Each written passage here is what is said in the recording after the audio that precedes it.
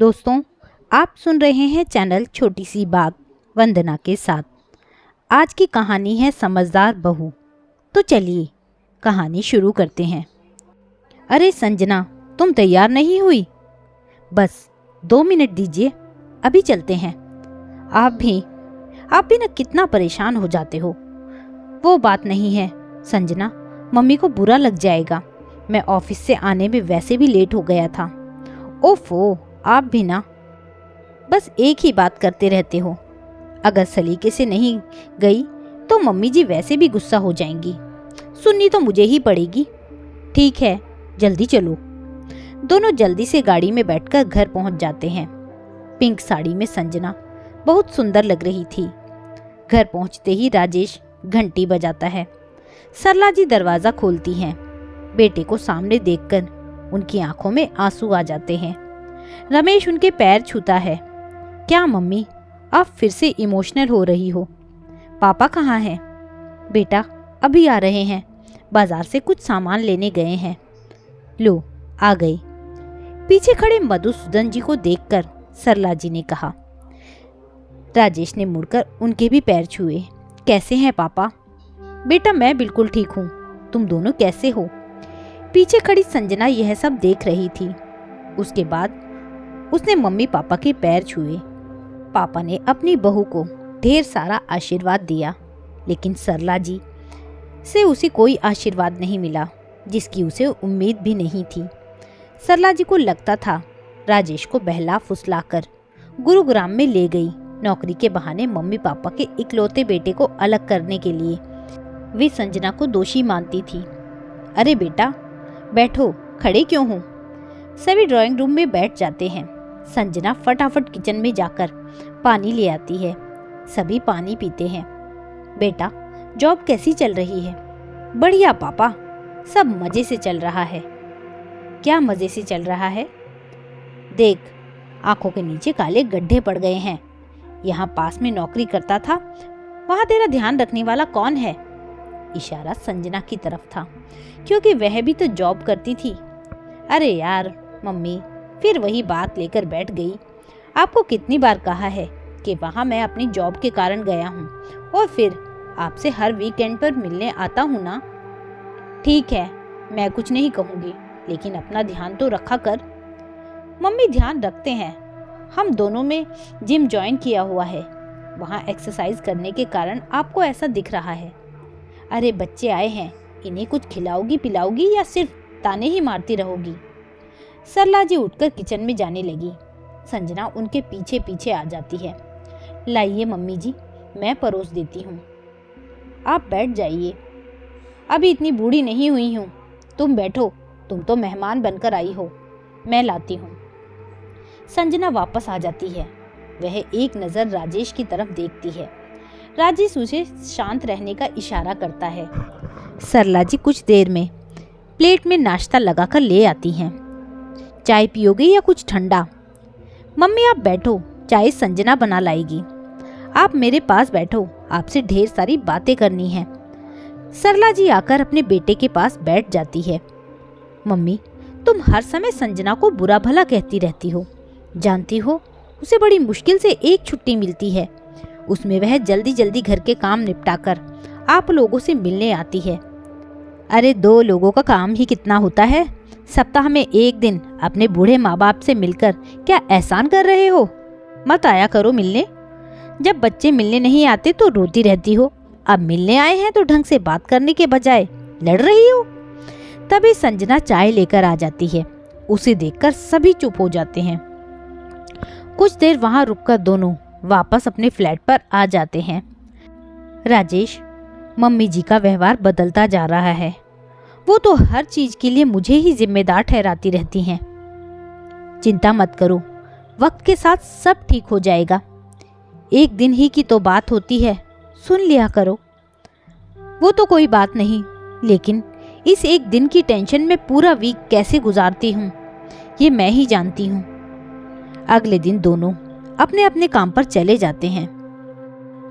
Sanjana lunch में कविता से बात करती है। कल से मूड खराब है यार। कल फिर राजेश के घर गई थी, वहाँ मम्मी जी ने मूड खराब कर दिया। अरे यार, सास की बात को इतना सीरियसली क्यों ले रही है? ज़्यादा सोच मत, सब ऐसे ही चलता है। चल छोड़। तुझे पता है कंपनी में प्रमोशन की बात चल रही है। नहीं, मैं अब प्रमोशन नहीं ले सकती, पता नहीं कहाँ भेज दें। हाँ ये तो है, लेकिन प्रमोशन भी तो ज़रूरी है। नहीं यार, अब और टेंशन नहीं चाहिए। पिछले प्रमोशन की वजह से आज तक सुन रही हूँ। मम्मी जी को लगता है मैं राजेश को अपने साथ ले गई, लेकिन एक बात सोच, अगर तू प्रमोशन ले लेती है और यहीं रहती है तो तुम दोनों बड़ा फ्लैट लेकर अपने सास ससुर को अपने साथ रख सकते हो। फिर तो सब ठीक हो जाएगा। तुझे पता है प्रमोशन मिलते ही काम का कितना प्रेशर बढ़ जाएगा, और सास ससुर यहाँ रहेंगे तो घर में भी बहुत काम करना पड़ेगा। उनके सामने राजेश भी काम में हाथ नहीं लगाते, नहीं तो मम्मी जी नाराज़ हो जाती हैं। चल ठीक है, सोच ले, अपना करियर भी तो बनाना होता है, देखा जाएगा। शाम को राजेश ऑफिस से घर आता है। राजेश, पता है ऑफिस में प्रमोशन की बात चल रही है, मैंने मना कर दिया। फिर से ट्रांसफ़र कर देते, बड़ी मुश्किल से तो यहाँ सेट हुए हैं। हाँ ठीक है संजना, अभी कुछ दिन ऐसे ही चलने देते हैं, मैं भी कहीं नहीं जाना चाहता। सुनो, मुझे एक हफ्ते के लिए बाहर जाना है, तुम इस शनिवार अकेली मम्मी पापा से मिलने चली जाओगी? राजेश, लेकिन तुम्हें तो पता है मम्मी जी को मेरा आना पसंद नहीं है, वो तो बस तुम्हें देखना चाहती हैं। वो तो मैं जानता हूँ, लेकिन अगर हम दोनों में से कोई नहीं गया तो उन्हें चिंता हो जाएगी। ठीक है, मैं चली जाऊंगी। शनिवार को संजना राजेश के मम्मी पापा से मिलने पहुंच जाती है। राजेश नहीं आया क्या? क्या बात है? मम्मी जी, वो बेंगलोर गए हैं कंपनी के काम से, मंडे तक आ जाएंगे। पहले तो मुझे बताकर जाता था, अब की बार बताकर भी नहीं गया। मम्मी जी, अचानक जाना पड़ा, मंडे को आते ही आपसे मिलने आएंगे। कोई बात नहीं बेटा, तुम बैठो, मैं आप दोनों के लिए गाजर का हलवा लाई हूँ, मम्मी जी को बहुत पसंद है। सरला जी को संजना की बातों में कोई इंटरेस्ट नहीं था, उनकी आंखें राजेश को देखने के लिए तरस रही थीं। संजना ने हलवा परोस कर दिया तो सरला जी ने जैसे तैसे खा लिया। बेटे की चिंता में उनका मन उदास हो चला था। कुछ देर वहां रुककर संजना उनसे विदा लेकर घर आ गई। रात को करीब 2 बजे अचानक संजना के फोन की घंटी बजी। संजना ने देखा अनजान नंबर से फोन आया था। हेलो, कौन? संजना जी बोल रही हैं? मैं अपोलो हॉस्पिटल से बोल रहा हूँ, आपके पति का एक्सीडेंट हो गया है, आप जल्दी से आ जाइए। क्या हुआ उन्हें? वो ठीक तो है ना? जी वो अभी आईसीयू में है, आप आ जाइए बस। संजना की आंखों से आंसू बह रहे थे। वो जल्दी से अपने भाई सचिन को फोन करके सब बताती है। सचिन गाड़ी लेकर संजना के फ्लैट के नीचे पहुंचता है। संजना रोती हुई गाड़ी में बैठ जाती है। दीदी चिंता मत करो, थोड़ी बहुत लगी होगी, लेकिन जीजा जी तो कल आने वाले थे, पता नहीं उन्होंने तो कुछ बताया नहीं, कब फ्लाइट ली, कब दिल्ली आ गए। मैं मम्मी पापा को बता देती हूँ। नहीं दीदी, पहले हम जीजू को देखते हैं, वे घबरा जाएंगे। आपको छोड़कर सुबह मैं उन्हें ले आऊँगा, फ़ोन मत करना, ऐसे में उन्हें संभालना मुश्किल हो जाएगा। दोनों हॉस्पिटल जाते हैं। राजेश एयरपोर्ट से कैब लेकर गुरुग्राम आ रहा था, तभी कैब का एक्सीडेंट हो गया। डॉक्टर ने बताया राजेश सीरियस है। डॉक्टर साहब, मैं एक बार उनसे मिल सकती हूँ? देखिए, हमें अभी उनके कुछ ऑपरेशन करने हैं। चलिए ठीक है, लेकिन केवल 5 मिनट आप उनसे मिल लीजिए, उसके बाद हम उन्हें ऑपरेशन थिएटर में ले जाएंगे। सचिन, तो मम्मी जी और पापा जी को ले आ, उन्हें आईसीयू के बारे में मत बताइयो, बस कह दियो थोड़ी सी चोट लगी है। संजना उसे भेजकर राजेश को मिलने जाती है। राजेश के पूरे सिर पर पट्टियां बंधी थी, वह दर्द से कर्राह रहा था। उसके पैर पर प्लास्टर चढ़ा था, हाथों पर भी पट्टियां थी। संजना आंसू पोंछते हुए राजेश के करीब पहुंची। कैसे हो आप? राजेश थोड़ी सी आंख खोलकर संजना को देखता है। उसकी आंखों से आंसू बह रहे थे। मेरे मम्मी पापा का ध्यान रखना। आप चिंता ना करें, हम दोनों उनका ध्यान रखेंगे। संजना की आंखों से आंसू बह रहे थे। मम्मी कहाँ है? एक बार। इससे आगे राजेश कुछ बोल नहीं पाया। सचिन गया है उन्हें लेने, अभी आते ही होंगे। दर्द के कारण राजेश कुछ बोल नहीं पा रहा था। उसकी आंखों से आंसू बह रहे थे, जैसे सब कुछ छूटता नजर आ रहा था उसे। इधर सचिन मधुसूदन जी और सरला जी को लेकर हॉस्पिटल पहुंचा। उन्हें दूर से देखकर संजना ने अपने आंसू जल्दी से पोंछ लिए। बेटी क्या बात है, कैसा है राजेश अब? संजना ने कुछ नहीं कहा, आईसीयू की ओर इशारा कर दिया। सरला जी की आंखों से आंसू बह रहे थे। यह तो कह रहा था थोड़ी सी चोट लगी है, फिर आईसीयू में क्यों है? मैंने इसे बताने के लिए मना किया था। आप उनसे मिल लीजिए, आपको बहुत याद कर रहे हैं। राजेश के मम्मी पापा दोनों आईसीयू में जाते हैं। राजेश बेटा उठ, क्या हो गया तुझे? माँ, मैं जा रहा हूँ, अपना ध्यान रखना। संजना पर गुस्सा मत होना। पापा, मुझे माफ़ कर देना। बहुत मुश्किल से राजेश बोल पा रहा था। उसकी जुबान लड़खड़ा रही थी। बेटा बेटा, हिम्मत मत हार, तू ठीक हो जाएगा। हम तुझे कुछ नहीं होने देंगे, कहीं नहीं जाने देंगे। अपनी माँ को किसके भरोसे छोड़कर जा रहा है? तुझे ठीक होना पड़ेगा, मेरा ख्याल कौन रखेगा? राजेश कुछ चाहकर भी बोल नहीं पा रहा था। उसकी आंखों से टप टप आंसू बह रहे थे। तभी डॉक्टर ने आकर कहा, देखिए ज़्यादा बात मत कीजिए, इनकी हालत नाजुक बनी हुई है, ज़्यादा स्ट्रेस ये बर्दाश्त नहीं कर पाएंगे। दोनों रोते हुए बाहर आ गए। उन्हें देखकर संजना का सब्र का बांध टूट गया। वो सरला जी के गले लगकर फूट फूट कर रोने लगी। चुप हो जा, अब जो होना था हो गया, संभाल अपने आप को। दीदी, मैंने मम्मी पापा को फ़ोन कर दिया था, वो लोग आते ही होंगे। संजना के सर पर मधुसूदन जी ने हाथ फेरा। बेटी घबरा मत, ऊपर वाले पर भरोसा रख, भगवान सब ठीक करेंगे। सभी आईसीयू के बाहर पड़ी बेंच पर बैठ जाते हैं। कुछ ही देर में संजना के मम्मी पापा भी आ गए। संजना के पापा जगदीश जी एक डॉक्टर थे। उन्होंने डॉक्टर से बात की।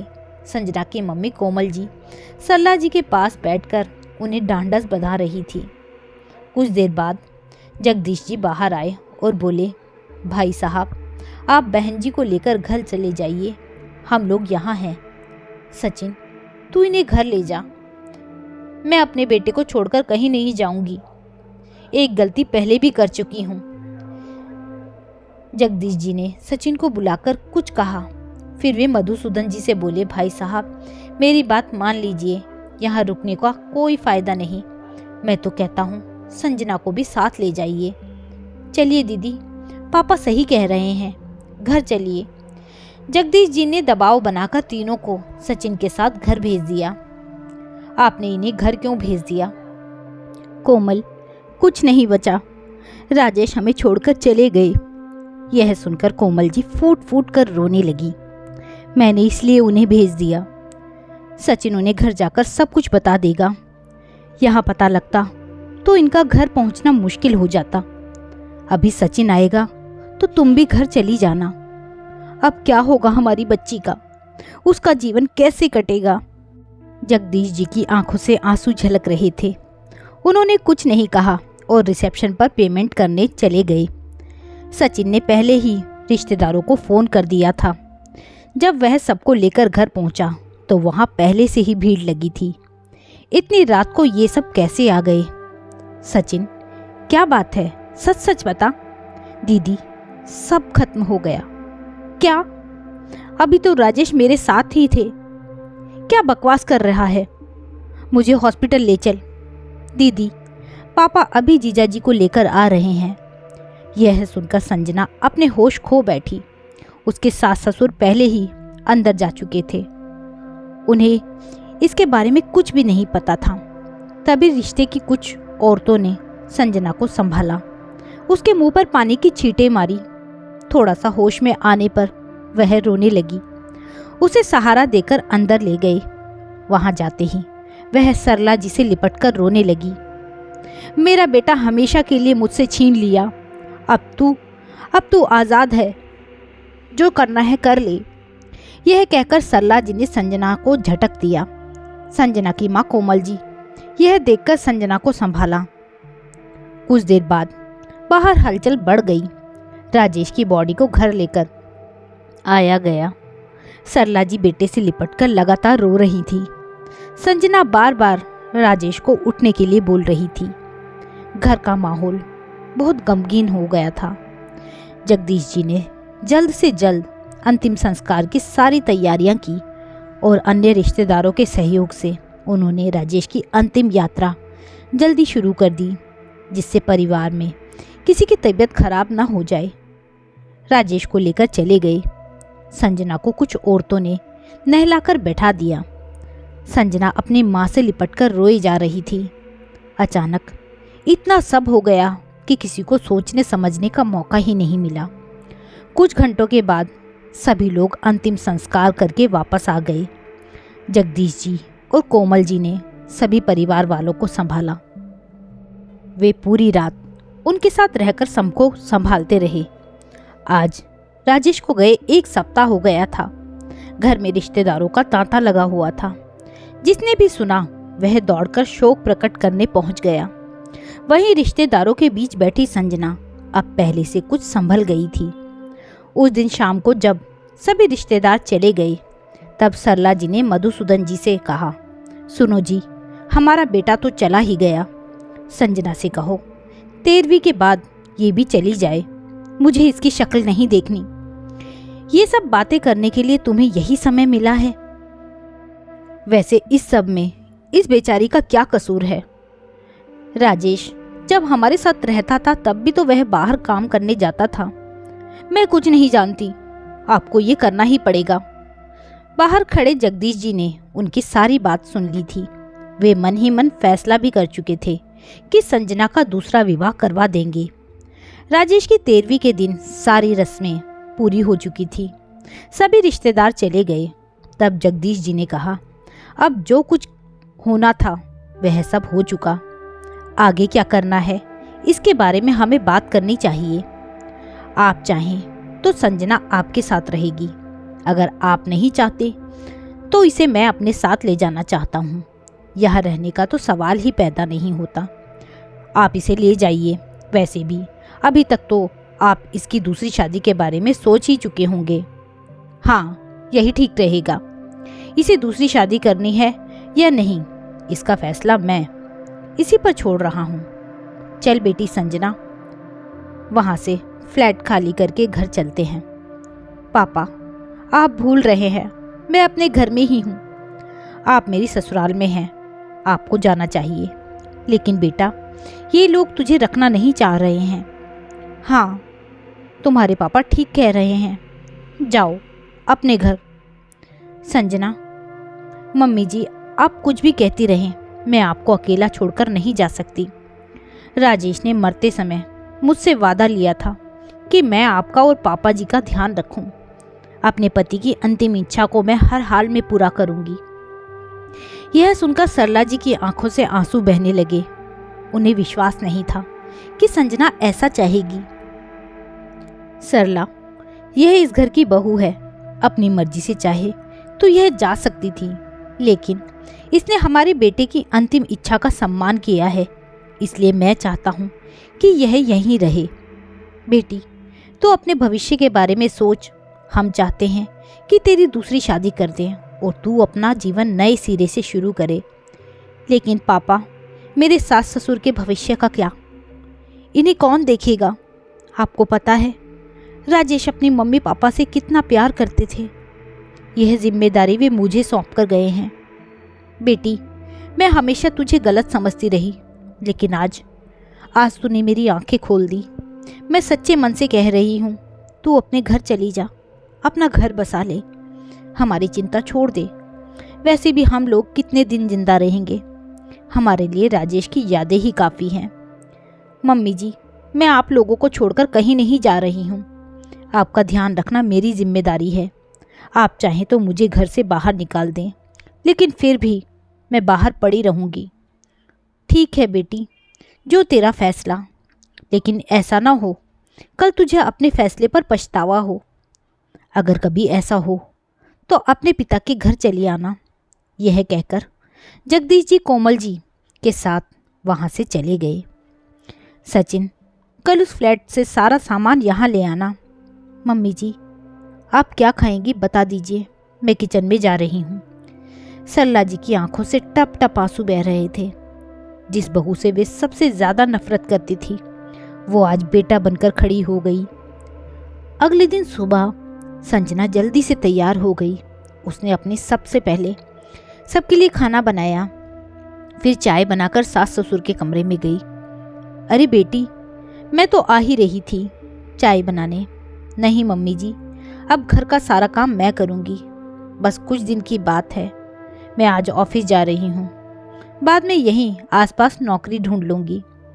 बेटी, मैं सोच रहा था घर में मन नहीं लगता, कुछ काम कर लेता हूँ।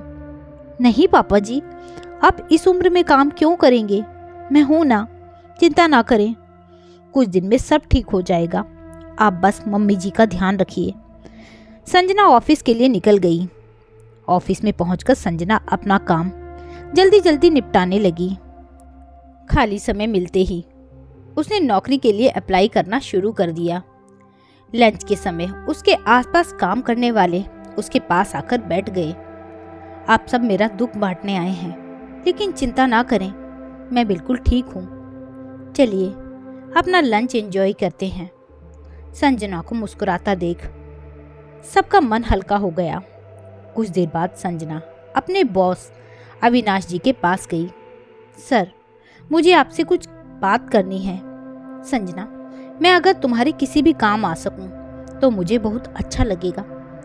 तुम इस ऑफिस में कई सालों से मेहनत और लगन से काम कर रही हो। सर, मैं अब अपने सास ससुर के साथ रहने चली गई हूँ, इसलिए यहाँ पहुँचना मेरे लिए कठिन हो गया है। इसलिए मैं सोच रही हूँ आप मेरा रेजिग्नेशन एक्सेप्ट कर लें। ये तुम क्या कह रही हो? मैं इसका कोई हल निकालता हूँ। सर, मैं वहीं आसपास नौकरी ढूंढ लूँगी, क्योंकि मुझे अपने सास ससुर को भी टाइम देना होगा। मैं समझ सकता हूँ, अभी रिज़ाइन मत करो। मैं तुम्हारी प्रॉब्लम का कोई हल निकालना चाहता हूँ। संजना उनकी बात मानकर वापस आ जाती है और अपने काम में लग जाती है। 2 दिन बाद अविनाश जी ने संजना को बुलाया। संजना, मैंने तुम्हारा सारा इंतज़ाम कर लिया है।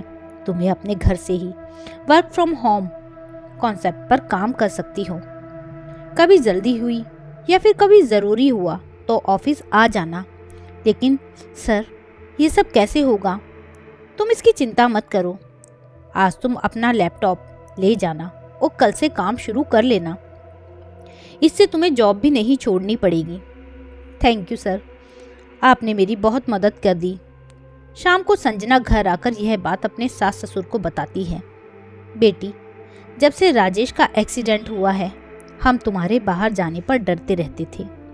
तुम्हारे बॉस ने बहुत अच्छा किया, भगवान उन्हें तरक्की दे। कुछ दिन बाद एक दिन दोपहर को घर की घंटी बजी। संजना ने गेट खोला तो सामने अविनाश जी खड़े थे। सर, आप? संजना, कुछ ज़रूरी काम था, एक प्रेजेंटेशन बनानी थी। सर, मुझे बताते मैं आ जाती। नहीं, इतना टाइम नहीं था, इसलिए मैं आ गया। तभी मधुसूदन जी और सरला जी आ गए। अविनाश जी ने उनके पैर छुए। मम्मी जी, ये मेरे बॉस हैं। बेटा, तुमने इस कठिन समय में हमारी बहुत मदद की है। बैठो, मैं तुम्हारे लिए चाय बनाकर लाती हूँ।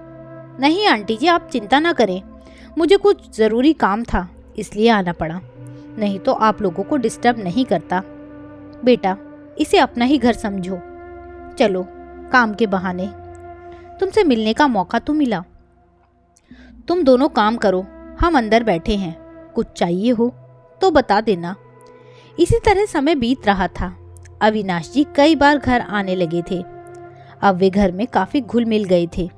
एक दिन संजना बाहर गई थी। सुनो जी, मुझे लगता है संजना अविनाश जी को पसंद करती है। क्यों ना हम दोनों की शादी करा दें। हाँ, मैंने भी नोटिस किया है। तुम संजना का मन टटोल कर देखो। सरला जी संजना से बात करती हैं, लेकिन वह साफ मना कर देती है। मैं ऐसे कैसे कर सकती हूँ मम्मी जी, मैं आप लोगों को छोड़कर कहीं नहीं जा सकती।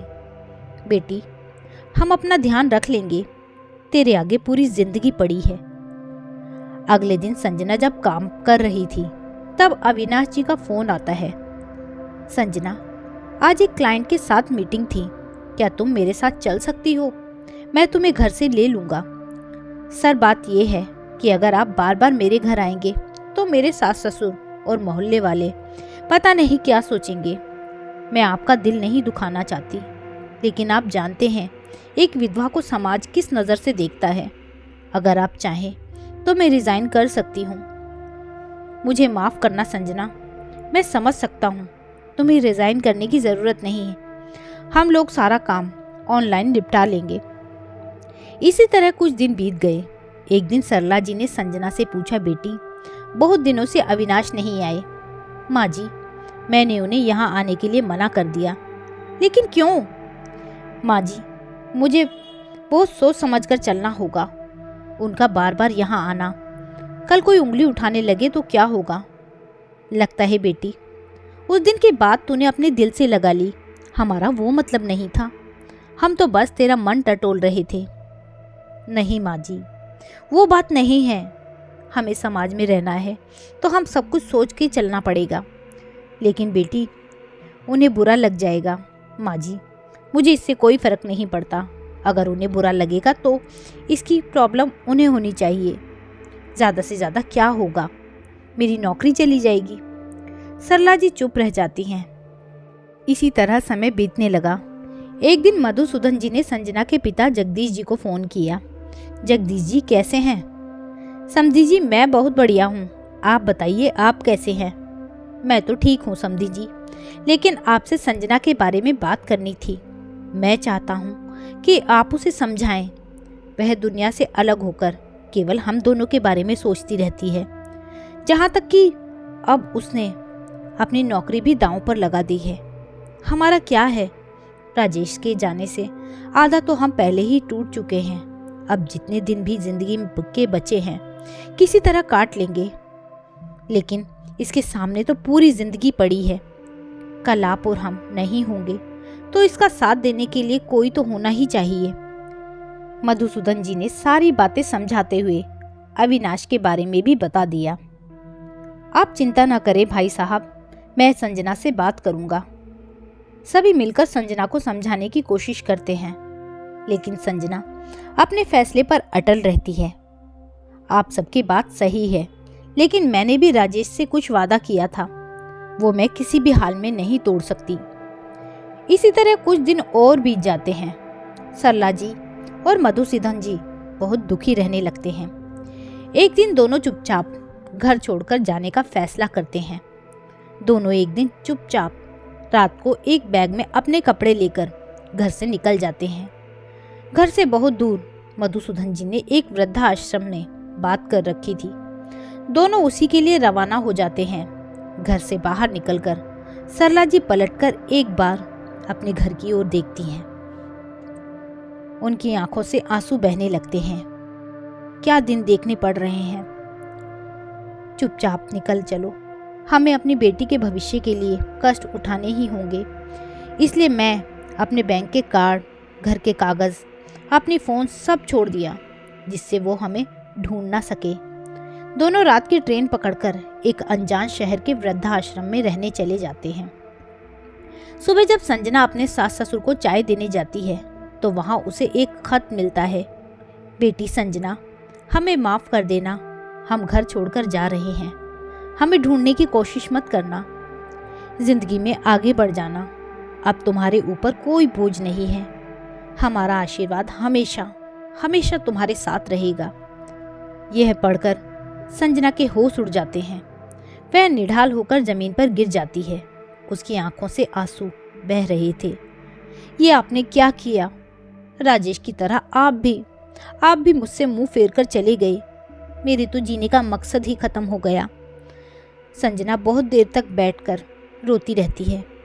कुछ देर बाद जगदीश जी वहाँ आते हैं। पापा, आपको सब पता था, ये लोग जाने वाले हैं। आप मुझे बता सकते थे, मैं उन्हें रोक लेती। नहीं बेटा, मुझे कुछ नहीं पता था। अभी 1 घंटे पहले ही मधुसूदन जी ने फ़ोन पर बताया। वे स्टेशन बूथ से बोल रहे थे। उन्होंने ही मुझे यहाँ तुम्हें संभालने के लिए भेजा है।